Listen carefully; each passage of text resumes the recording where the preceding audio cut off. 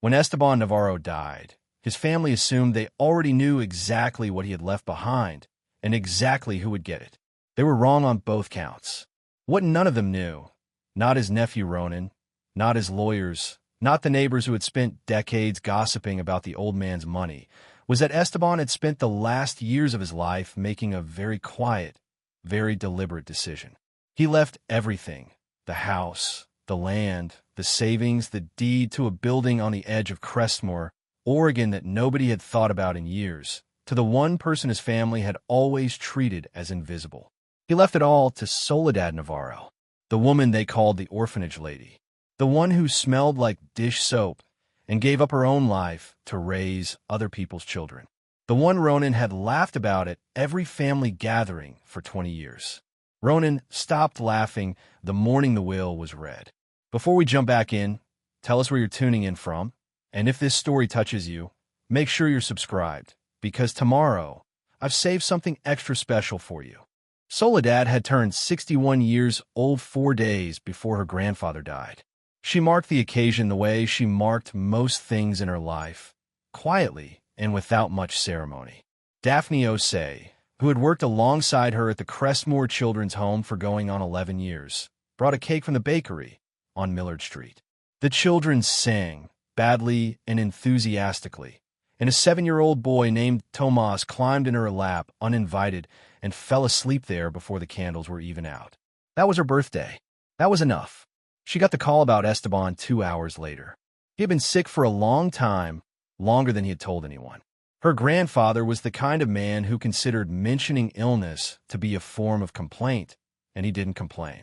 He had come to Mexico from the state of Oaxaca as a young man with $40 and a phone number written on a piece of paper, built a small contracting business over 40 years in Southern Oregon, and outlived 2 wives.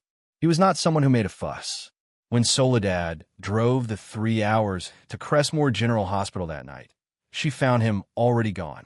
She sat with him for a while anyway. That was the kind of person she was. The funeral was small. Esteban had outlived most of his friends, and the ones still living were too old to travel. What showed up in their place was family, the Aldridge side, Ronan and Genevieve and their 2 grown sons, along with a scattering of second cousins Soledad barely recognized. They clustered together near the back of the church. Ronan wore a dark suit that fit too well and checked his phone twice during the eulogy. Genevieve kept glancing around the room with the particular kind of restless attention that Soledad had learned over decades of watching people meant she was calculating something. Soledad sat in the front pew with a tissue folded in her hand and did not look at them. She and Esteban had always had a different kind of relationship from the one he had with the rest of the family.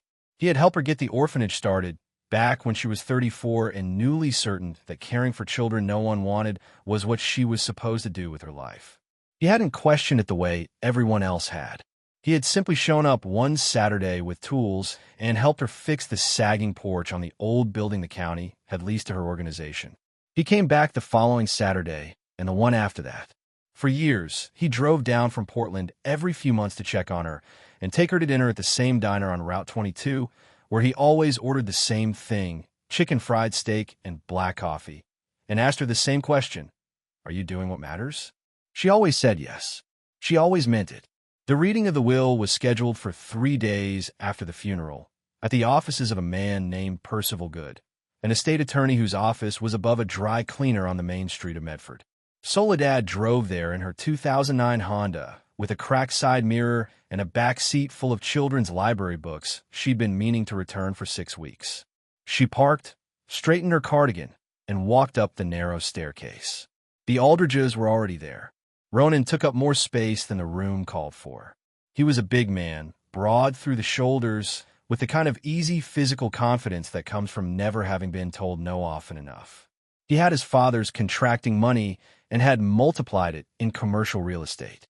He was, by his own regular accounting, a success. He looked at Soledad the way he had always looked at her, with a kind of flat, faintly amused tolerance, the expression of a man acknowledging the presence of something small. Genevieve gave her a thin smile. Their sons did not look up from their phones. Percival Good was a slight man in his late 60s with round glasses and deliberate hands. He opened a folder, cleared his throat once, and began reading. The room was quiet. Ronan had his hands folded on the table with the patient, settled posture of someone expecting good news. He received, instead, the house on Carver Street. This surprised no one. Ronan had been talking about that house for years, what renovations he'd make, what it might fetch on the current market. The room went very still. Ronan's hands unfolded slowly from the table. Genevieve made a sound that was not quite a word. One of the sons finally put his phone down. Soledad sat with her hands in her lap and looked at Percival Good, who looked back at her with the careful neutrality of a man who had delivered unexpected news before and understood that the next 60 seconds required patience. She didn't know what to say. She didn't know what to feel, not yet.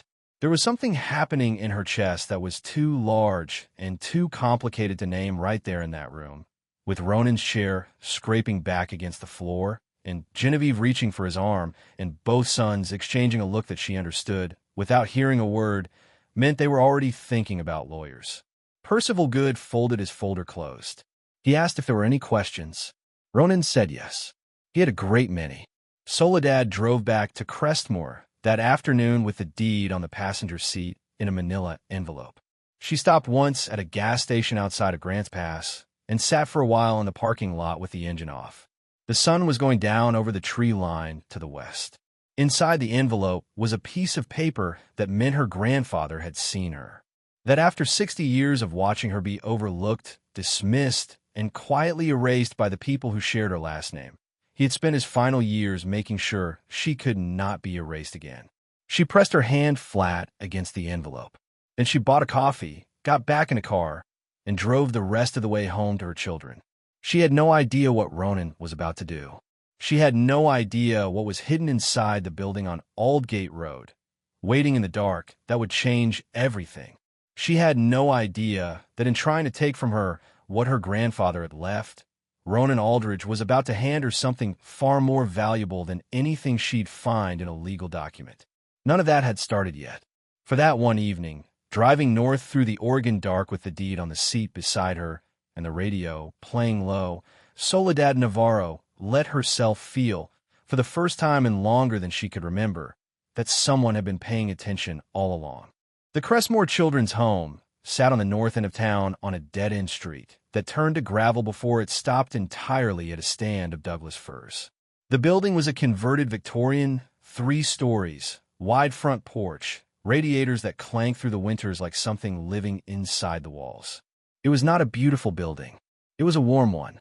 Soledad had spent 27 years making it that way. She had come to the work sideways, which was how she came to most things. She had studied social work at Portland State, graduated without distinction, and spent the first decade of her career inside the Oregon Department of Human Services, doing assessments and writing reports, and watching children sit in offices under fluorescent lights while adults argued around them in low, professional voices. She was good at the paperwork. She was better at sitting on the floor with a frightened 4-year-old and knowing, without being told, what that child needed to hear. It wore on her the distance the system required. The way care had to be administered from behind a desk, categorized, documented, processed. She wanted to be closer to it than that. When she was 34, a woman named Patricia Solis, who ran a small group home in Crestmoor, called her out of the blue and said she was retiring and did Soledad know anyone who might take it over. Soledad said she'd think about it. She thought about it for 3 days and called back. She had almost no money and no experience running anything. She had a grandfather who showed up on a Saturday with a truck full of tools and didn't ask too many questions. Esteban Navarro had always understood what his granddaughter was doing, even when nobody else did. Her mother, Esteban's youngest daughter, had died when Soledad was 9. Her father had not been a reliable presence in her life before that and became no presence at all afterward. She had been raised partly by Esteban, partly by an aunt in Roseburg who was kind but stretched thin across too many obligations. Soledad grew up learning to be unobtrusive, to fill the corners of other people's lives without taking up the center. It was a skill that served her poorly at family gatherings and remarkably well with children who had been taught by circumstance to expect very little from adults. She never married. There had been a man, in her early 40s, a quiet and decent person who taught high school history and came to understand, over 2 careful years, that the orphanage would always come before him. He had not been wrong. He had moved to Bend. They still exchanged Christmas cards, which felt, to Soledad, like the appropriate ending to that particular story. The children at Crestmoor were hers in every way that wasn't legal. She knew who needed the light left on and who needed complete silence to fall asleep. She knew which kids ate fast because they'd spent time in places where food disappeared if you didn't move quickly, and she knew which ones needed to be told directly, plainly, without softness, that they were safe. She was not a sentimental woman. She was a precise one. She knew exactly what she was doing and why, and she had done it every day for 27 years without requiring anyone's approval. That last part was what the Aldridge side of the family had never managed to understand about her. Ronan had made his money and married well and built a particular kind of life that required, for its own internal logic, a clear hierarchy of who mattered. Soledad did not fit anywhere useful in that hierarchy. She had no husband, no accumulated wealth, no status he could recognize. She had an old building full of other people's children and a salary that would have made him wince. He had been dismissing her since they were in their 20s. It had become a habit so old it no longer required any active thought. At the funeral, one of his sons had referred to her as Grandpa's charity case. He had said it quietly, across 2 rows of church pews, to his brother. Soledad had heard it. She had said nothing. She had filed it away in the same place she filed most things Ronan's family said, in a part of herself that she did not visit often because there was always something more useful to do. The night she returned from Medford with the deed, Daphne was waiting up in the kitchen. She was a compact, serious woman, Daphne, with close-cropped gray hair and the habit of making tea when she was worried about something. There was a full pot on the counter when Soledad came through the back door. She told Daphne what had happened: the will, the trust, the deed to the Aldgate Road property. Daphne was quiet for a moment. Then she asked what was on Aldgate Road. Soledad said she wasn't entirely sure. She knew the building. Everyone in Crestmoor knew it, vaguely. A large 2-story structure on the edge of town that had been empty for as long as she could remember, with a padlocked gate across the drive and boards on the lower windows, and a faded sign she had driven past 100 times without ever reading closely. Esteban had never mentioned it. In 30 years of dinners and Saturdays and careful conversations, he had never once brought it up. That alone told her something. Daphne poured the tea. They sat at the kitchen table while the house settled around them. 11 sleeping children under one roof, and outside, the Oregon dark sat heavy and quiet against the windows. "What are you going to do?" Daphne asked. Soledad wrapped both hands around her mug. "I'm going to go see it," she said. Ronan called the next morning at 7:45. Soledad was in the kitchen making oatmeal for 11 children when her phone buzzed on the counter. She looked at the name, turned the burner down, and answered. He didn't start with hello. He started with, "I need you to understand something," which was how Ronan began most conversations he considered important. He explained, in a measured and almost patient voice, that their grandfather had clearly been unwell toward the end, that the changes to the will were recent, done without the family's knowledge, and that a man in cognitive decline could not be expected to make sound decisions about the distribution of a lifetime of assets. He used the phrase cognitive decline twice. He said he had already spoken to his lawyer. Soledad listened. She watched Tomas push his spoon around his bowl and not eat. When Ronan finished, she said she was sorry he was upset and that she had a house full of children who needed breakfast, and she would call him back later. She hung up before he could respond. She did not call him back later. She knew what was coming. She had watched Ronan operate at close range for 30 years, and the mechanism was always the same. He identified an obstacle, applied pressure at the weak points, and waited for the obstacle to move. It had worked on his business partners. It had worked on contractors and city councilmen and at least 2 former friends she knew of. It worked on most people because most people, when a large and confident man tells them they are wrong, begin to wonder if perhaps they are. Soledad was not most people. She called Percival Good's office that same morning. The assistant put her through after 2 minutes of hold music. Percival was calm, unhurried. He had seen this before, the speed of it, the phone calls before the body was even cold. He told her the will was valid, properly witnessed, filed with the county 6 months prior. Esteban had been of sound mind at signing. There was a physician's note on file confirming this. Ronan could challenge it in court if he chose, but the documentation was thorough. Esteban had clearly wanted it to be. That detail stopped her. 6 months prior. He had known, 6 months before he died, that he was going to do this. He had prepared for exactly this argument from exactly this direction. Her grandfather had thought ahead. He always had. She thanked Percival, wrote down the name of a local attorney he recommended she retain, and ended the call. Then she finished making oatmeal, sat down with the children, and told Tomas 3 times that oatmeal was not optional before he finally ate it. The drive to Aldgate Road took 8 minutes from the orphanage. She had passed the property before without ever paying it much attention, the way you stop seeing things that have always been there. Now she pulled up in front of it and got out of the car and actually looked. The building was larger than she'd registered from the road. 2 full stories of old brick, the kind of dark reddish-brown that Oregon winters have been slowly darkening for decades. The windows on the ground floor were boarded, but the boards were dry and solid, not rotted. Someone had been maintaining the outside, at least minimally, even while leaving the building empty. A chain-link fence ran the perimeter. The gate in front was padlocked, a heavy lock, the kind that required a specific key. She had a key. Percival had given it to her along with the deed, attached to a small square of cardboard with nothing written on it. She hadn't been sure what it was for until this moment. She pulled it from her jacket pocket, fitted it into the lock, and felt the mechanism turn. The gate swung inward with a low scrape against the gravel. She walked up to the front entrance. The door here was wood, painted dark green once, now grayed and chalking at the edges. There was a second lock on this door, a smaller one, and she tried the same key. It worked.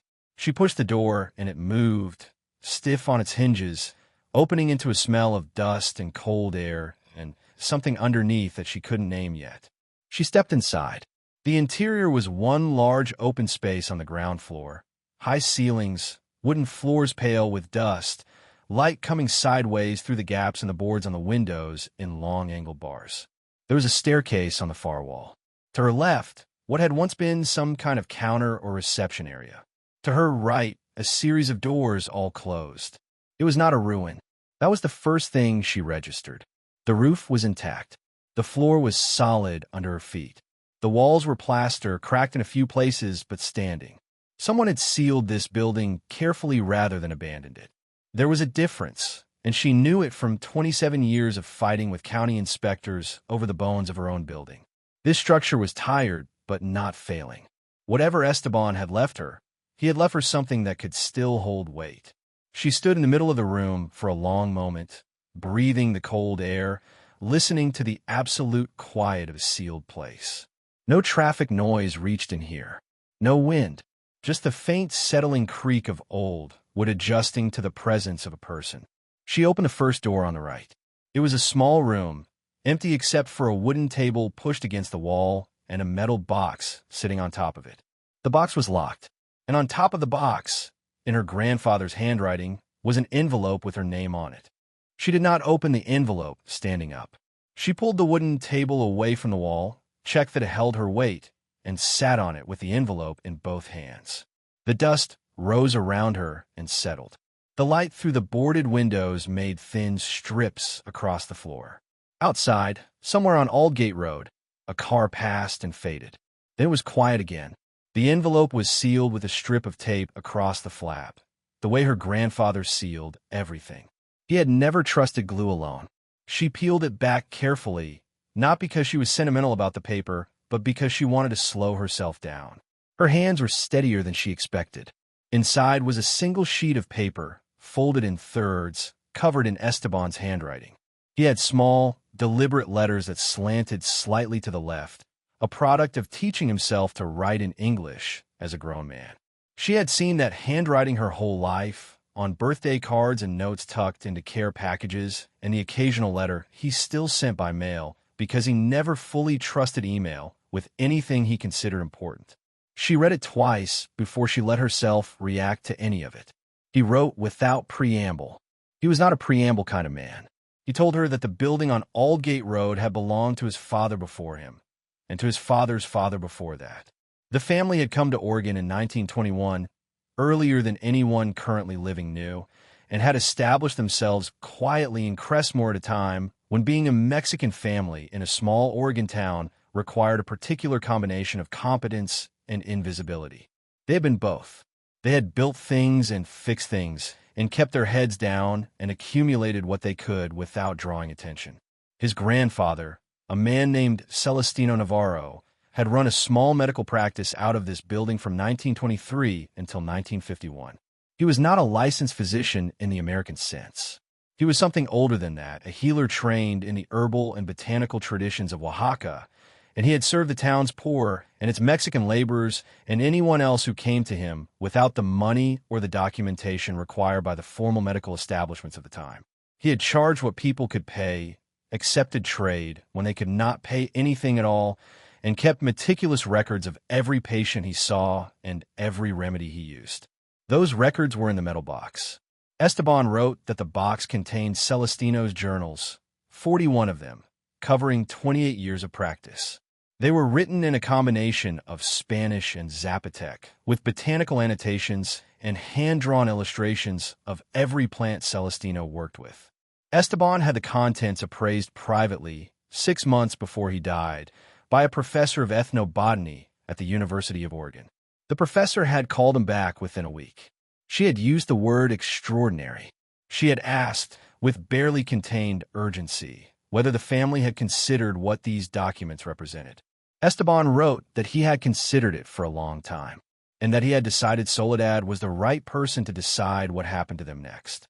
He also wrote, near the bottom of the page, something that had nothing to do with professors or appraisals or historical significance. He wrote that he had watched her give 30 years of her life to children no one else wanted, that he had watched her family treat her work as a consolation prize for a woman who hadn't managed anything better, that he had found this both wrong and infuriating for a very long time. He wrote, "I am leaving you something real because you're someone real, and I want the record to show that I knew the difference." She sat on the table for a while after that. The cold in the room was steady, and she didn't mind it. There was a smaller key taped to the inside of the envelope, thin and brass-colored. She found the lock on the metal box, worked the key in, and lifted the lid. The journals were wrapped in oilcloth, the same way her grandfather had always wrapped things he wanted to protect from moisture. She counted them, 41, as he'd written, stacked in careful order, the oldest ones on the bottom. She lifted the top journal and opened it to a random page. The handwriting was different from Esteban's, larger and more slanted, and the ink had browned but remained fully legible. There were drawings in the margins, plants rendered in precise detail, roots and leaves and flower structures labeled in 2 languages. Whoever Celestino Navarro had been, he had drawn the way someone draws when accuracy matters, when what you are recording might be the only record that exists. Between the 4th and 5th journals, she found something she had not expected. A land survey, old paper, folded many times. She opened it with care. It was a survey of the Aldgate Road property and the land immediately behind it, dated 1928, and it showed something that no current map she had ever seen showed. Behind the building, running the length of the back property line beneath what was now overgrown ground, there was a greenhouse structure marked on the survey. And beside the greenhouse, annotated in Celestino's hand in faded pencil, were the words "still growing." She looked up from the paper. At the back of the room, there was a door she hadn't opened yet. She climbed off the table, crossed the floor, and tried the handle. It opened onto a narrow corridor that led toward the rear of the building. At the end of the corridor was another door. Light came under it, not the cold, angled light of the boarded windows. Something warmer, something alive. She put her hand on the door and pushed. The greenhouse had not died.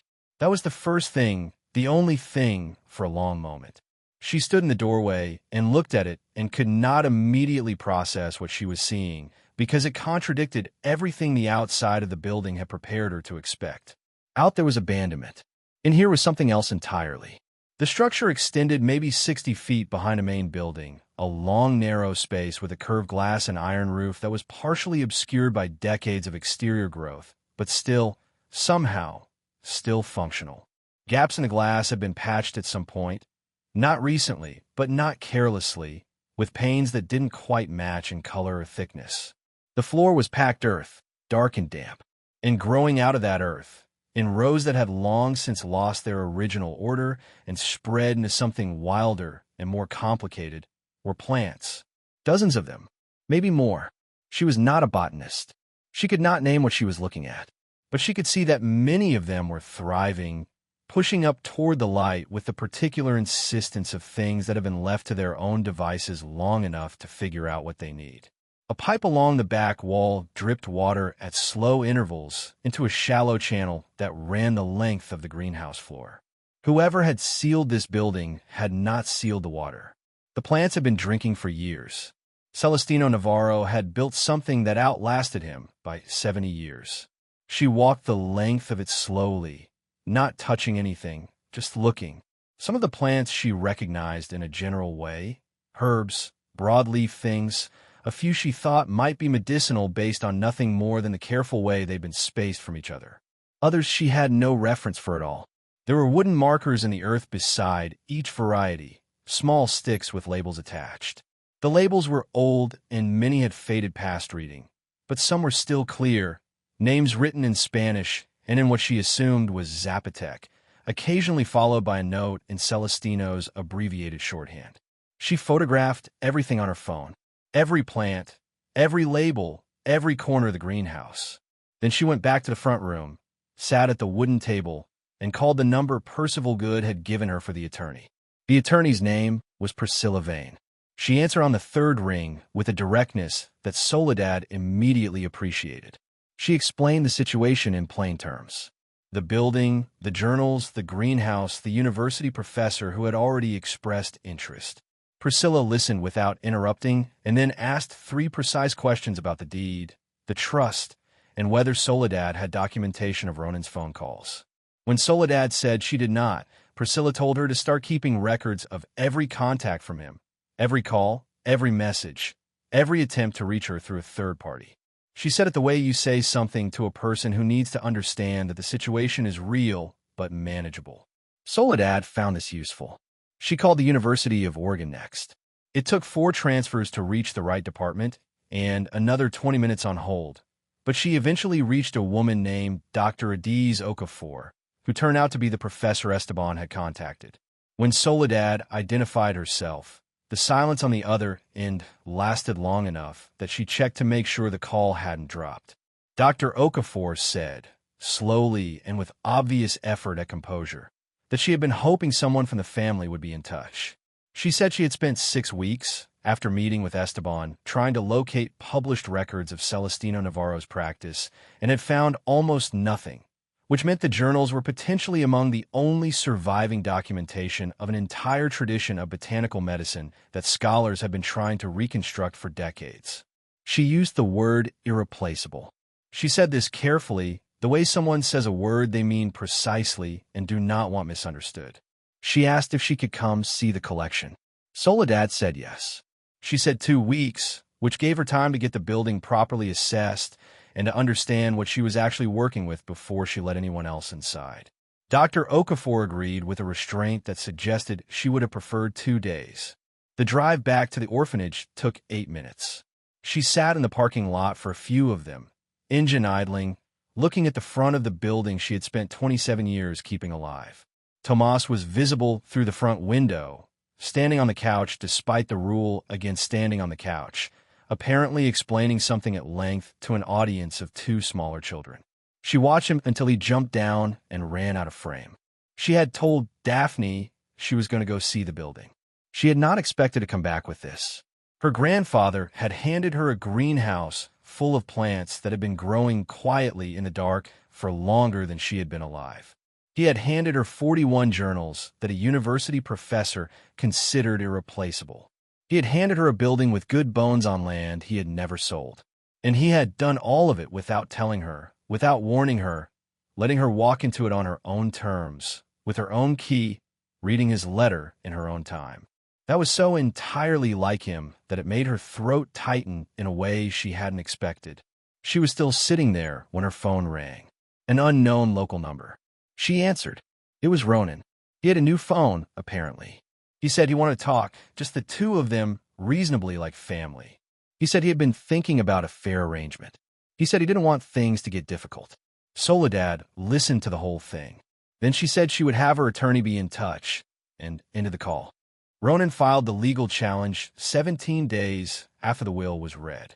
Priscilla called Soledad on a Tuesday morning to tell her, using the same measured tone she used for everything, the way a good attorney delivers bad news without drama, because drama is not useful. The filing argued that Esteban Navarro had exhibited signs of diminished capacity in the final year of his life, that the changes to his estate plan had been made under circumstances that warranted examination, and that the exclusion of his primary blood relatives from the bulk of the estate represented a deviation from his previously expressed intentions. It was, Priscilla said, a standard challenge. Thin, but not frivolous. It would require responding to. It would cost money and time, and would likely stretch across several months before any judge looked at it seriously. Ronan's attorney was not incompetent. Soledad asked what she needed to do. Priscilla told her, gather documentation, financial records, any written correspondence with Esteban, any witnesses who could speak to his state of mind in the last year. She needed to be patient, and she needed to not contact Ronan directly under any circumstances. Soledad said that was not going to be a problem. What followed was the hardest stretch of the whole thing, not because of the legal proceedings, which moved at the grinding pace of all legal proceedings, but because of everything happening simultaneously around them. Ronan began talking. He talked to the second cousins, to people in town who knew the family name, to anyone who would listen to a version of events in which Soledad had somehow manipulated a dying old man into changing his will. The story traveled the way stories travel in small towns, unevenly and fast, picking up detail it hadn't started with. She heard about it from Daphne first, who had run into someone at the grocery store. Then from a county administrator she dealt with regularly on licensing matters, who brought it up with an uncomfortable delicacy that meant he was asking without asking whether there was anything to it.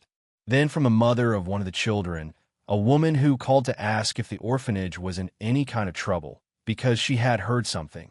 That call was the one that landed hardest. Not because it frightened her, but because the children's home had always been a place people trusted without question. The idea of Ronan's version of events touching that, reaching into it and making people uncertain, made her angrier than anything else had. She did not let the anger run loose. She had no use for anger that wasn't aimed at something specific. She channeled it into the building on Aldgate Road. She had hired a structural engineer during the first week, a woman named Suki Brennan who walked every inch of the property with a clipboard and a flashlight and emerged 2 hours later with a report that was largely good news. The bones were sound. The roof needed 2 sections replaced on the east side. The ground floor plumbing was functional but old. The electrical would need a full update before anything could be legally operated out of the space. The greenhouse structure required reinforcement along the iron frame supports, but the glass panels, the original ones from Celestino's time, were largely intact and worth preserving. The cost of making the building usable was significant. Not impossible, but significant. More than she had in savings, less than what the trust held. Priscilla advised caution about drawing on trust funds while the legal challenge was active. Soledad understood this and proceeded carefully, using her own money first, extending it as far as it would reach. She worked on the building in the late afternoons, after the orphanage day wound down and the children were in the homework hour that Daphne supervised. She scraped and cleaned and hauled things out in a truck she borrowed from a neighbor. She learned, from a retired contractor who attended the same church she occasionally attended, how to assess whether a wall was load-bearing. She learned more than she had expected to learn about electrical panels from watching videos on her phone while sitting on an overturned bucket in the basement. Dr. Okafor came at the end of the second week, as arranged, and spent 4 hours in the greenhouse and 6 hours with the journals. She brought 2 graduate students who handled the oldest documents with cotton gloves and spoke to each other in low, excited voices. Before she left, she sat with Soledad at the wooden table in the front room and laid out what she believed the collection represented. The journals were the most complete, surviving record of an Oaxacan botanical healing tradition in the continental United States. Several of the plant varieties growing in the greenhouse were considered regionally extinct in the wild. Two of them appeared in Celestino's records with documented efficacy for conditions that modern researchers were actively studying. The academic and historical significance was real and substantial. The scientific significance was potentially more so. She asked what Soledad intended to do with the building. Soledad said she hadn't fully decided yet. She said she knew she wanted the journals preserved and accessible. She knew she wanted the greenhouse maintained by people who understood what was in it. Beyond that, she was still thinking. Dr. Okafor nodded. She said the university would be interested in a formal partnership. She said there were grant programs for exactly this kind of historical and scientific preservation, programs that did not require the property owner to surrender control. She left a folder of information on the table when she went. Soledad sat alone in the building after they left. Outside, the October light was going fast. In 3 days, Priscilla had told her, Ronan's attorney wanted a mediation session. She was not afraid of it. She was tired, and her back hurt from the work, and she had not slept well in 2 weeks. But she was not afraid. She picked up Dr. Okafor's folder and read every page before she drove home. The mediation session was held in a conference room on the 4th floor of a building in downtown Medford, the kind of room designed to feel neutral, gray carpet, a long table, chairs that were comfortable enough to suggest fairness without being comfortable enough to make anyone relax. Priscilla had told her to wear something plain and to bring nothing she didn't need.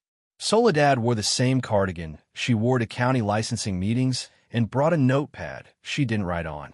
Ronan came with his attorney and Genevieve. Genevieve sat slightly behind Ronan, which Soledad had noticed she always did in rooms where something was at stake. Not quite present, not quite absent, available to confirm whatever version of events Ronan needed confirmed.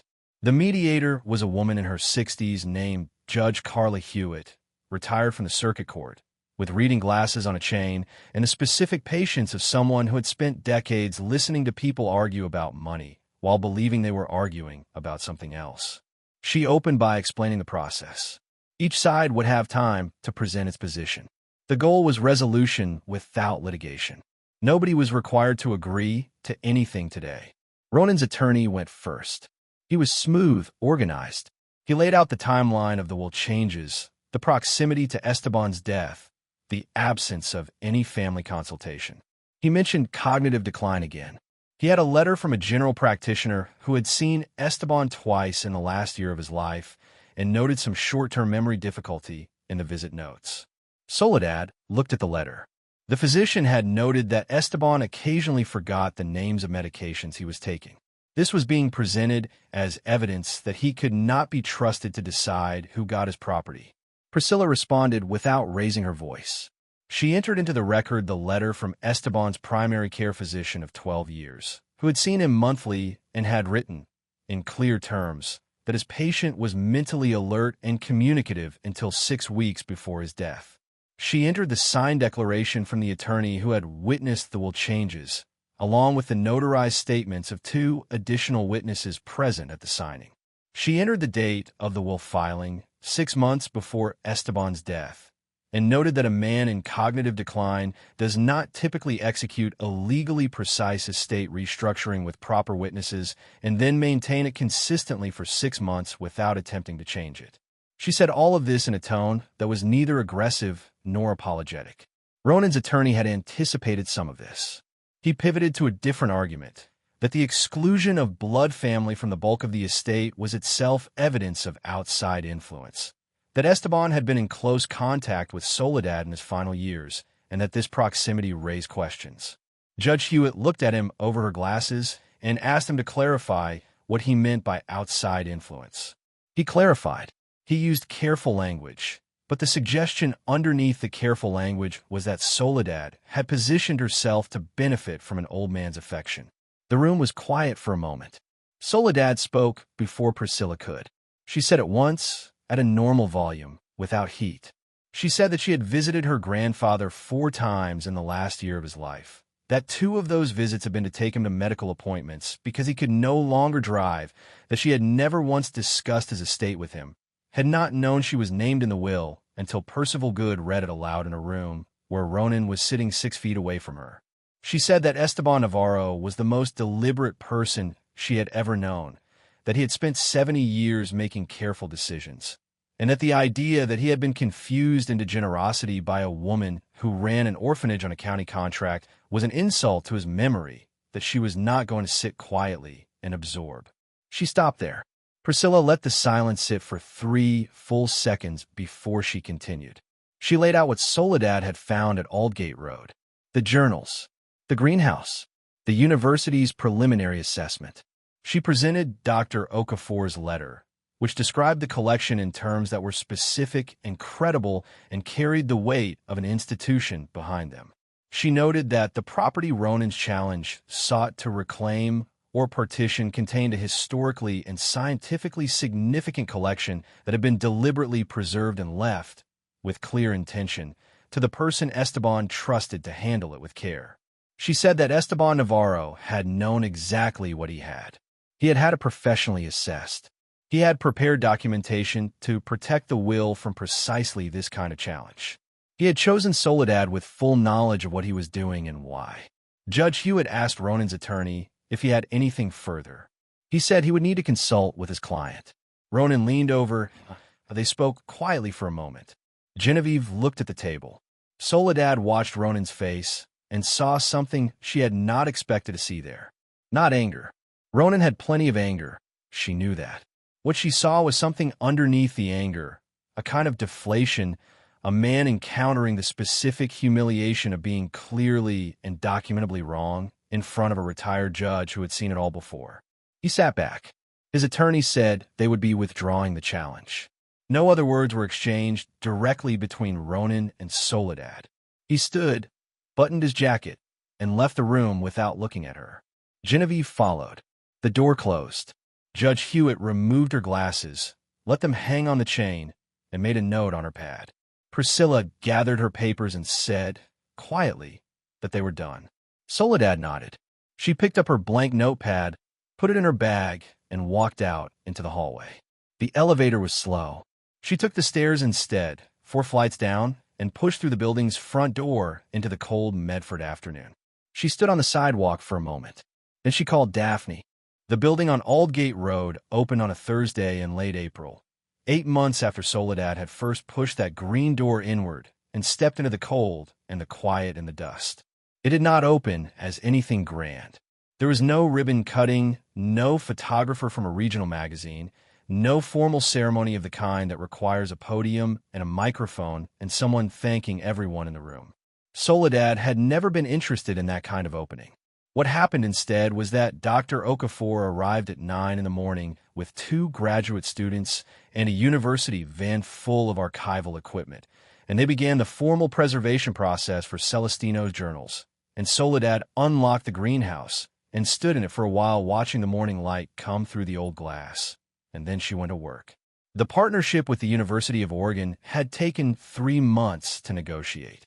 Dr. Okafor had been patient and persistent and had navigated the institutional side of things with a thoroughness that Soledad respected. The agreement was straightforward in its essentials. The university would fund the archival preservation of the journals and the botanical documentation of the greenhouse collection. A graduate research position would be based at the Aldgate Road site. The journals would be digitized and made publicly accessible. The physical collection would remain the property of the Navarro Family Trust, administered by Soledad, housed in the building on Aldgate Road. In exchange, the university got access. They got the research. They got the paper that Dr. Okafor was already writing, which he had told Soledad would likely be the most significant publication of her career. The grant money came through 6 weeks after the legal challenge was withdrawn. 2 grants, one from a Historical Preservation Foundation, one from a federal program for the documentation of indigenous botanical knowledge. Together, they covered the full cost of the building's restoration and left a remainder that Soledad had placed back into the trust.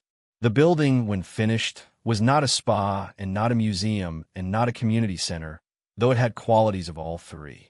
The ground floor held the archive room, temperature-controlled and properly lit, where the journals lived in archival boxes on proper shelving. It held a research space where Dr. Okafor's graduate students worked 2 days a week. It held a small room off the corridor that Soledad had furnished simply 2 chairs, a table, a window looking out onto the greenhouse, where she met with people who came talk. And they came. She had not expected that part. The local paper had run a story in February, a straightforward account of what had been found in the building and what the university partnership meant for the region. A journalist, named Priscilla Vane, no relation to her attorney, had written it with the kind of careful attention to detail that made it credible rather than breathless. It was picked up by a Portland outlet, then by a Smithsonian Magazine blog, then by a newsletter that went to 40,000 subscribers interested in ethnobotany and indigenous knowledge preservation. The emails started arriving the week after the Smithsonian piece ran. Researchers, mostly. A few historians. Several people of Oaxacan descent who had found the story and written to say that it mattered to them, that Celestino's name meant something, that the idea of his work surviving and being taken seriously was worth something they found difficult to put into words but tried anyway. Soledad read every one of those emails twice. Some of the people who came were not researchers. They were women, mostly of a certain age, who had read the story somewhere and made the drive to Crestmoor because they wanted to see a thing that had been dismissed and had refused to stay dismissed. They wanted to see the greenhouse. They wanted to walk through the building. Several of them cried, which surprised Soledad the first few times and then stopped surprising her. She understood, without needing it explained, what they were really coming to see. They were coming to see proof that it was possible. That what gets written off is not always what gets lost. She sat with them in the small room off the corridor and listened and said what she actually thought, which was not always comfortable, but was always honest.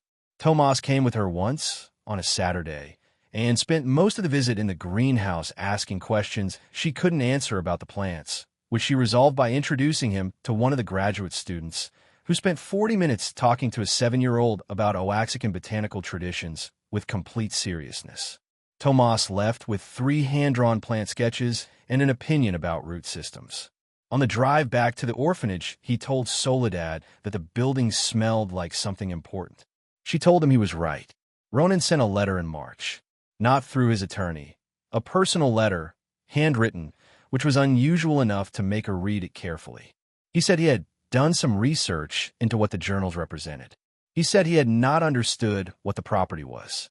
He did not apologize in any direct way, but he also did not ask for anything. He said he thought their grandfather had made the right call. She read it twice, then put it in a drawer. She did not respond. There was nothing she needed to say to him that the situation had not already said more plainly than she could. What she thought about, in the quiet Thursday evenings when the graduate students had gone and Dr. Okafor had gone and the building settled into its familiar stillness, was Esteban. She thought about him knowing what was in the building, knowing what it was worth, knowing what Ronan would do, knowing that she would handle it. He had given her the key, the actual key, the one taped to the cardboard square, but also the other kind, the kind that took the form of a letter that said, "I knew the difference." She sat on the porch of the Crestmoor Children's Home one evening in early May, watching Tomas chase 2 younger children around the yard with the specific, joyful purposelessness of a child who feels safe enough to waste energy, and she thought about what her grandfather had left her. Not the building, not the journals, not the greenhouse, not the trust. Those were real, and she was grateful for all of it. But what he had left her, underneath all of it, was the record. The documented, witnessed, legally filed, academically confirmed record that she was worth leaving something to. She had always known her own worth. She wanted to be clear about that. She had not needed Esteban to tell her. But there was something different about having it said in a language the world understood, in deeds and documents, and the word of a retired circuit court judge. Something that made the knowing settle deeper, into a place it hadn't reached before. The evening light was long and gold across the yard. Tomas fell down, got up, kept running. Soledad raised her coffee mug in the direction of nobody in particular and said quietly, Thank you. Then she went inside to start dinner for 11 children, which was what she did every evening, and which was exactly what she intended to keep doing. Up next, you've got 2 more standout stories right on your screen. If this one hit the mark, you won't want to pass these up. Just click and check them out. And don't forget to subscribe and turn on the notification bell so you don't miss any upload from us.